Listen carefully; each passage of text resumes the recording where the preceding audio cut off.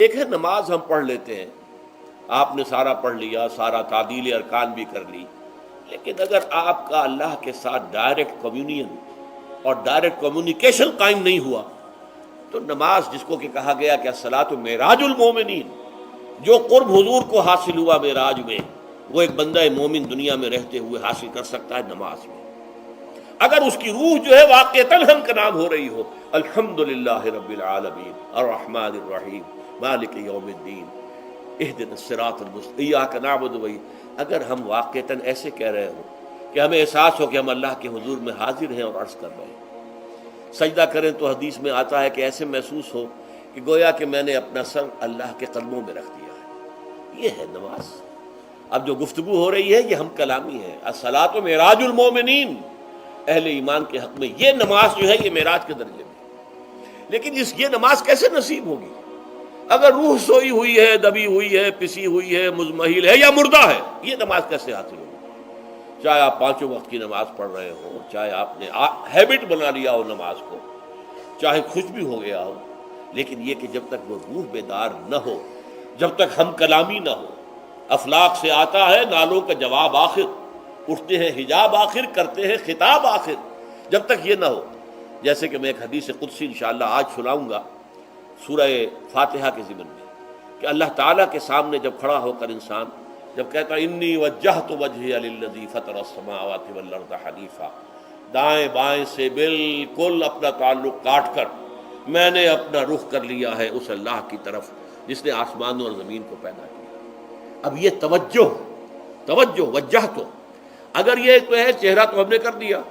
خانہ کعبہ کی طرف، اندر سے ہماری روح متوجہ نہیں ہوئی، وہ سوئی پڑی ہوئی، اسے پتہ ہی کچھ نہیں کہ کیا ہو رہا ہے، تو اس صورت میں وہ کیا ہے؟ ظاہری بات تو پوری ہو گئی، نماز کا ثواب ہو جائے گا، فرض کی ادائیگی کا ثواب مل جائے گا، لیکن وہ اصل نماز تو حاصل نہیں ہوتی۔ یہ ہے وہ بات کہ وَإِذَا سَأَلَكَ عِبَادِي عَنِّي فَإِنِّي قَرِيبٌ، اے نبی جب میرے بندوں کی روحیں بیدار ہو جائیں، توانا ہو جائیں، حیات تازہ سے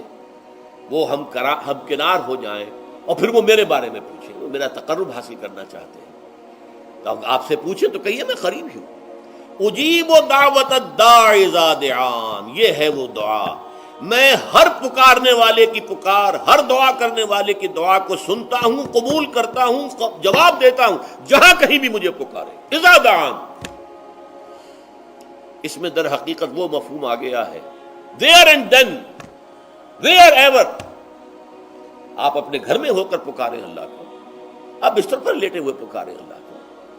الذین یذکرون اللہ قیاما وقعودا وعلی جنوبہم، ہاں ٹھیک ہے، بعض مقامات بعض اوقات قبول دعا کے لیے زیادہ سازگار ہیں، حرم میں جا کر دعا مانگی جائے، اور منا میں، عرفات میں خاص طور پر، جبل رحمت پر خاص طور پر، ملتزم جو ہے کعبے کا اس پر خاص طور پر، وہ ایام بھی ہیں خاص، لیکن یہ نہیں ہے کہ بقیہ دنوں میں آپ کے اور اللہ کے درمیان کو بڑا فاصلہ ہے۔ یہ سارا دنیا میں مشرکانہ نظاموں نے تصور پیدا کیا، اللہ تو دور ہے، دور ہے، دور ہے، دور ہے، پاک ہے، پاک ہے، پاک، تم ناپاک ہو، ناپاک ہو، ناپاک ہو، اور تم تو بڑی پستی میں پڑے ہو، تم اللہ سے براہ راست ہم کلام نہیں ہو سکتے۔ کوئی درمیانی چاہیے، کوئی لنکس چاہیے،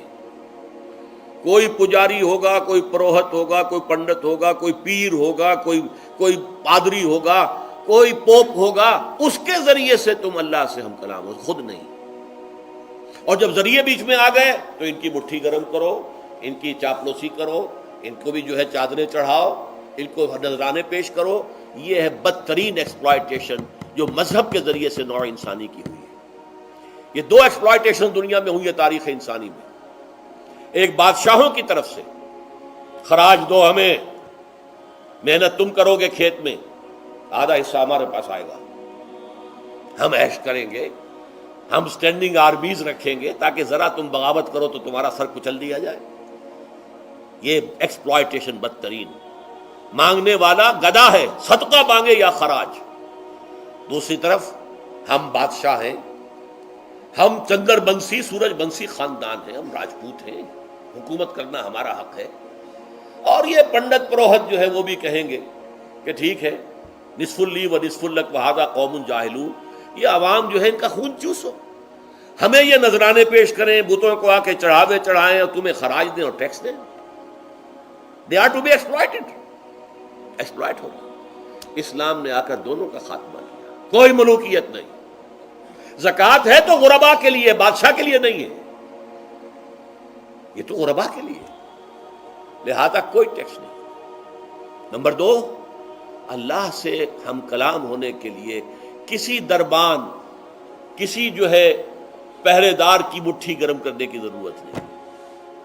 جب چاہو ہم کلام ہو جاؤ۔ دل کے آئینے میں ہے تصویر یار، جب ذرا گردن جھکائی دیکھ لی۔ یہ تو تم ہماری طرف متوجہ نہیں ہوتے، ہم تو ہر وقت کہتے ہیں، ہر شب کو آخری لمحات جو ہیں، آخری جو گھنٹے ہیں رات کے، سمائے دنیا تک ہم نزول فرما لیتے ہیں تمہارے لیے، اور پکارنے والا پکارتا ہے، حل من مستغفر فاغفر له، ہے کوئی استغفار کرنے والا کہ میں اسے بخش دوں؟ حل من سائل فاعطیہ، ہے کوئی مانگنے والا کہ میں اسے عطا کروں؟ تم ہی سوئے رہتے ہو، انٹا غفیر رہتے ہو، تمہیں ہماری طرف توجہ نہیں ہے۔ اگر ہماری طرف متوجہ ہو جاؤ تو جیسے کہ اقبال نے کہا کہ میرے لیے یہ دربان جو ہے، پیران کلیسا کو کلیسا سے اٹھا دو، کیوں خالق و مخلوق میں حائل رہے پردے۔